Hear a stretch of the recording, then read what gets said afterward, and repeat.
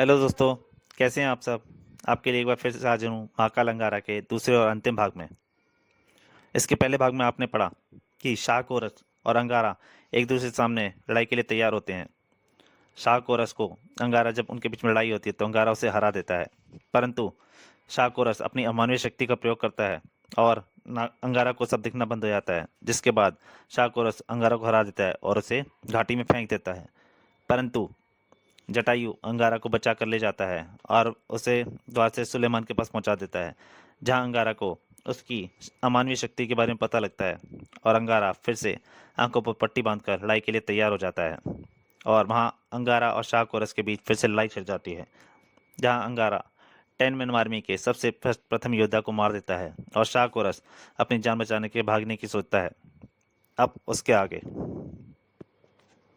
दोस्तों, यहाँ तक की कहानी आप अंगारा महाकाल अंगारा के पहले भाग में पढ़ चुके हैं। अब उसके आगे ऊपर आकाश में जटायु हेलीकॉप्टर की तरफ बढ़ रहा था। वही है पक्षी, अभी इसका खात्मा करता हूँ।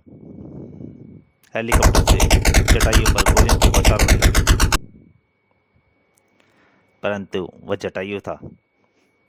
अब तुम मेरे वार से बचकर दिखा।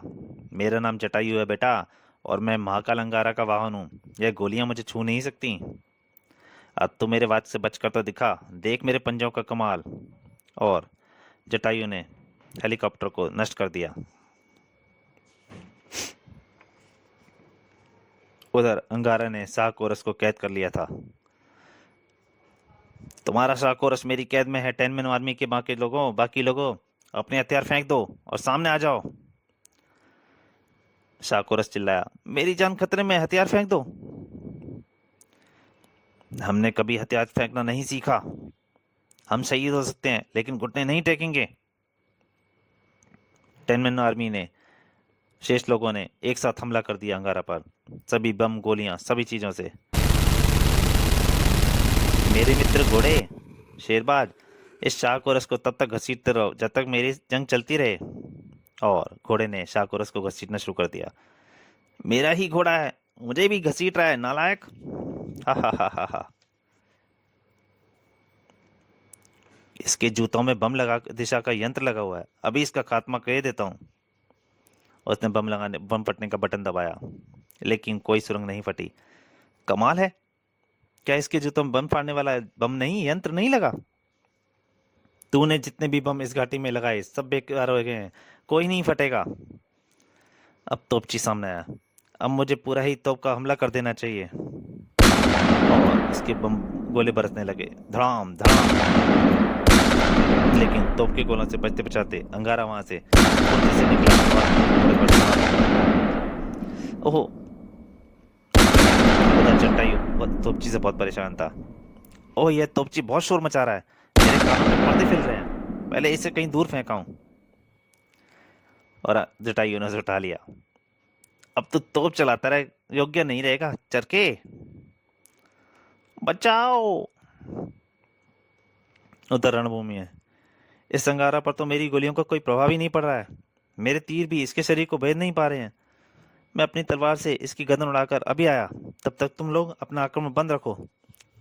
और तलवारबाज अंगारा पर हमला करने के लिए चल पड़ा, परंतु जैसे ही वो अंगारा के नजदीक पहुंचा, मेरे मित्र एक काले घोड़े, जरा अपने सवार को कलाबाजी खिलाओ। और घोड़े ने तुरंत तलवारबाज को उछाल के फेंक दिया। शाबाश। बोलो, अब इस तलवार से तुम्हारी गर्दन कलम कर दूं। ए महामानव, आप सचमुच महाकाल हैं, मुझे धर्म क्षमादान देकर अपना गुलाम बनाए। अपनी तलवार का प्रयोग किसी अच्छे कार्य के लिए करना, मेरी ये बात हमेशा याद रखना। जाओ, क्षमा किया। उधर शेर के खाल ने चाकूबाज छुपकर वहां आ रहा था।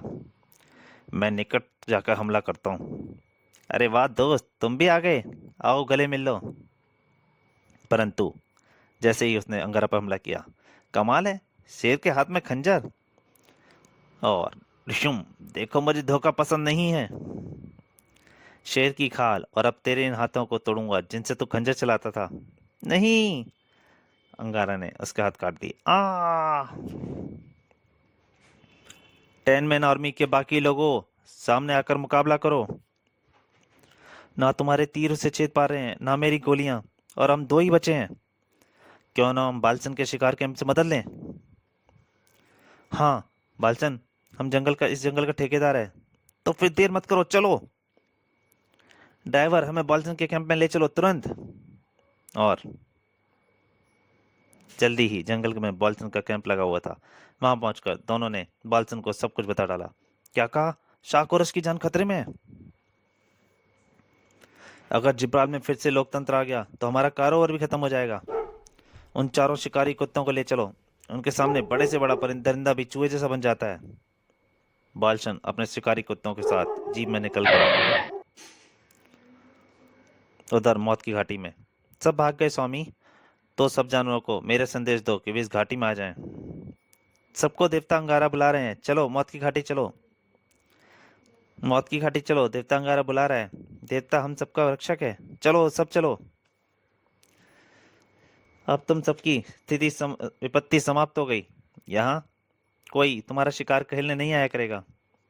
लेकिन स्वामी, मैं कुछ और ही देखकर आ रहा हूँ, जटायु ने बताया। शिकारियों की पूरी टोली 4 भयानक शिकारी कुत्तों के साथ आ रही है। क्या? तुम सब गुफाओं और झाड़ियों में छिप जाओ।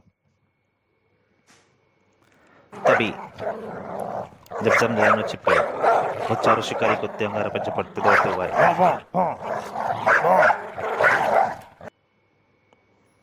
रुको, वहीं रुक जाओ। जानते नहीं मैं अंगारा हूं। अंगारा, नमस्ते देवता अंगारा। चारों कुत्ते एक साथ बैठ गए। चलो पहले मुझे सलाम करो। सब उसको सलाम करने लगे। अब उसे खींच कर यहाँ लाओ जिसने तुम्हें यहाँ भेजा है। शिकारी कुत्ते बालचंद को खींचते हुए ले आए। अपने आदमियों से कहो अपने हथियार फेंक कर मेरी गुलामी स्वीकार करें, वरना ये सारे जानवर और यही कुत्ते तुम सबको चीर फाड़ डालेंगे। उधर 10 मैन आर्मी के बाकी दोनों योद्धाओं ने देखा, यह तो कोई जादूगर है, भागो। मेरे जानवर मित्रों, भागने वालों को पकड़कर यहाँ ले आओ। और सभी जानवर एक साथ दौड़ पड़े। देखते ही देखते 10 मैन आर्मी के बच्चे कुछ लोग और बालचंद के साथी सभी पकड़े गए। कुछ ही देर बाद, देख लिया शाकोरस, तुम और तुम्हारे आदमियों का क्या अंजाम हुआ। तुम सब जिबाल की जेल में बाकी दिन बिताना। शाकोरस और उसके साथियों को कारागार में डाल दिया गया। जिब्राल में लोकतंत्र बहाल हो गया। अंगारा की जय जयकार हुई। शाही, आप ही नई सरकार के प्रधानमंत्री हैं। मुझे किन शब्दों के साथ विदा करना चाहेंगे? हमारी सरकार समस्त वन्य प्राणियों की रक्षा करेगी और जो कोई उनका शिकार करेगा उसे कड़े से कड़ा दंड देगी। तो दोस्तों, अंगारा की कॉमिक यहीं समाप्त होती है। महाकाल अंगारा अगले किसी अंक में जल्दी आपके सामने हाजिर होऊंगा। तब तक के लिए नमस्कार। पर दोस्तों, फिर से जैसे ही कहता हूँ, अगर आपको कॉमिक अच्छी लगे तो प्लीज़ लाइक कीजिए और ज़्यादा से ज़्यादा शेयर कीजिए। धन्यवाद।